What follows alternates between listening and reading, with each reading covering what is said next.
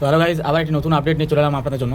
আজ আমি আপনাদের দেখাবো যে অনলাইনে পঞ্চায়েত সার্টিফিকেট কীভাবে অ্যাপ্লাই করবেন। যে কোনো সার্টিফিকেট হতে পারে, ইনকাম হোক, রেসিডেন্সিয়াল সার্টিফিকেট হোক, আনম্যারিড সার্টিফিকেট বা যাবতীয় শংসাপত্র আপনারা কীভাবে অনলাইনের মাধ্যমে অ্যাপ্লাই করবেন সেটাই দেখাবো। প্রথমেই আপনার পিসিতে বা ল্যাপটপে বা আপনারা মোবাইলেও করতে পারেন। গুগল ক্রমে যাব।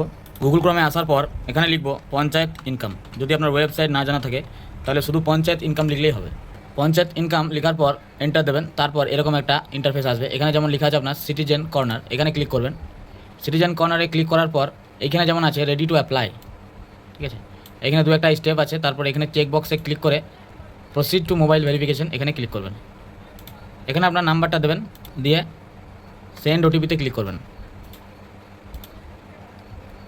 আপনার মোবাইলে 4 সংখ্যা একটা ওটিপি আসবে। ওটিপিটা বসিয়ে ভেরিফাই অ্যান্ড কন্টিনিউয়ে ক্লিক করবেন।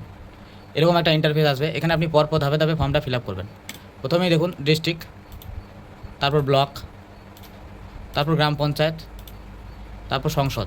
এখানে সংসদ যদি না জানা থাকে তাহলে আপনি যদি আপনার সংসদের মেম্বারকে চেনেন তাহলে সেই নাম অনুযায়ী আপনি দেখে নেবেন যে আপনার কোন সংসদে পড়ছে, দিয়ে সেটা ক্লিক করবেন। এখানে বলেছে ভিলেজ মানে গ্রাম, আপনি কোন গ্রামের অন্তর্গত সেখানে লিখবেন। এগুলো আপনার কিছু দেওয়ার দরকার নেই, নিচে চলে আসবেন।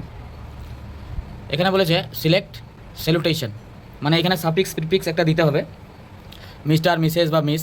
মিস্টার ছেলেদের ক্ষেত্রে, মিসেস বিবাহিত মহিলাদের ক্ষেত্রে, আর মিস অবিবাহিত মহিলাদের ক্ষেত্রে। তো আমি একটা পুরুষরি করে দেখাচ্ছি।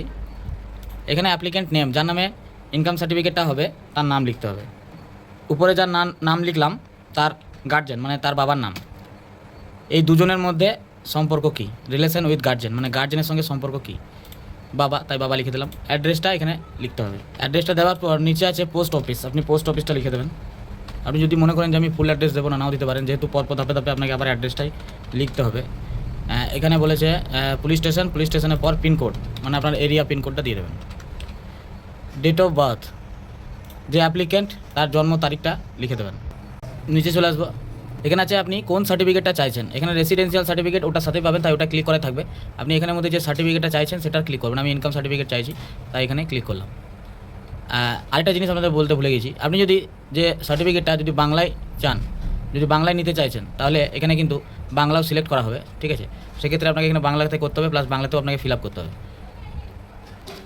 এই ইনকাম সার্টিফিকেটটা সিলেক্ট করার পর এখানে ইনকামটা বসাবেন। এই ইনকামটা আপনার মেম্বার আপনাকে যে সার্টিফিকেটটা দিয়েছে, এই যে মেম্বার যে সার্টিফিকেটটা দিয়েছে সেই সার্টিফিকেটে যত ইনকাম লেখা আছে সেই ইনকামটাই কিন্তু আপনাকে লিখতে হবে। আর এই সার্টিফিকেটটা অত্যন্ত জরুরি, এই সার্টিফিকেটটা কিন্তু আপনার লাগবেই। এই সার্টিফিকেটটা না দিলে কিন্তু আপনার হবে না। আর একটা জিনিস আছে, যেমন আপনার এই ট্যাক্স, প্রপার্টি ট্যাক্স, আপনার বাড়ির ট্যাক্স, এই ট্যাক্সটা যদি না থাকে তাহলে কিন্তু আপনি এই জিনিসটা অ্যাপ্লাই করতে পারবেন না। তো মেম্বার সার্টিফিকেটে যে দেওয়া আছে আমি ওটাই দিয়ে দিচ্ছি। এখানে বলেছে সোর্স অফ ইনকাম, মানে আপনার ইনকামের সোর্স কী লিখে দেবেন, আপনি কী করেন না করেন সেটা এখানে লিখে দেবেন, ঠিক আছে। এখানে একটা হোয়াটসঅ্যাপ নাম্বার দিতে বলেছে, এগুলো ম্যান্ডেটারি নয়, আপনি নাও দিতে পারেন। সাপোর্টিং ডকুমেন্টস চাইছে এখানে। তো প্রথমে সাপোর্টিং ডকুমেন্টস দেবেন current financial year tax receipt, মানে যে ট্যাক্সটা দেখালাম ওইটা। আর সেকেন্ডটা হলো আপনার আধার কার্ড বা passport, driving licence, voter ID, যে কোনো একটা দিতে পারেন। আমি আধার কার্ড দেবো। আর এখানে যেমন বলেছে জিপি মেম্বার সার্টিফিকেট, যেটা দেখালাম ওই সার্টিফিকেটটা এখানে আপলোড করতে হবে।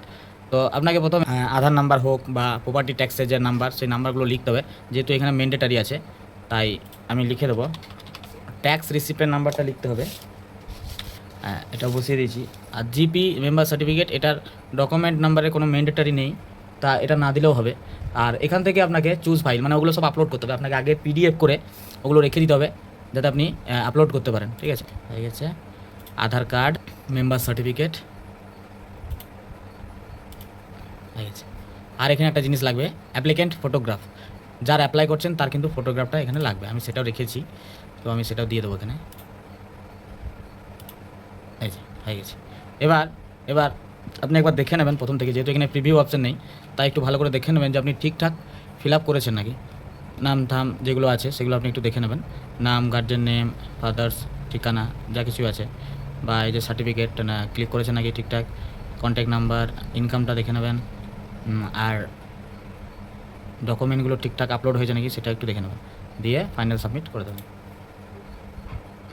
এই যে হয়ে গেল, ফাইনাল সাবমিট হয়ে গেছে।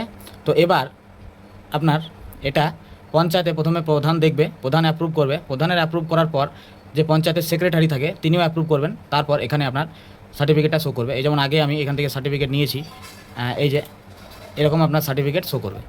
ওটা এখন যেহেতু হয়নি বলে শুধু ভিউ দেখাচ্ছে, এখানে আপনার শুধু অ্যাপ্লিকেশন স্ট্যাটাসটা দেখাচ্ছে। এই যে আমি অ্যাপ্লাইটা করেছি সেটাই দেখাচ্ছে। যখন এটা অ্যাপ্রুভ হয়ে যাবে তখন আপনাকে ওরকম ইন্টারফেসে দেখাবে এরকম, যেমন আপনার হয়ে যাবে। তো এইরকমভাবেই আপনারা পঞ্চায়েতের ইনকাম সার্টিফিকেট অ্যাপ্লাই করতে পারবেন। তো যারা অ্যাপ্লাই করেননি এখন অবধি, আপনারা অ্যাপ্লাই করে নিন যদি কোনো দরকার থাকে। আর যদি এই ভিডিওটা ইনফরমেটিভ মনে হয় তাহলে অন্যদের সাথে শেয়ার করবেন, আর নিজেও লাইক কমেন্ট শেয়ার করতে ভুলবেন না। ধন্যবাদ।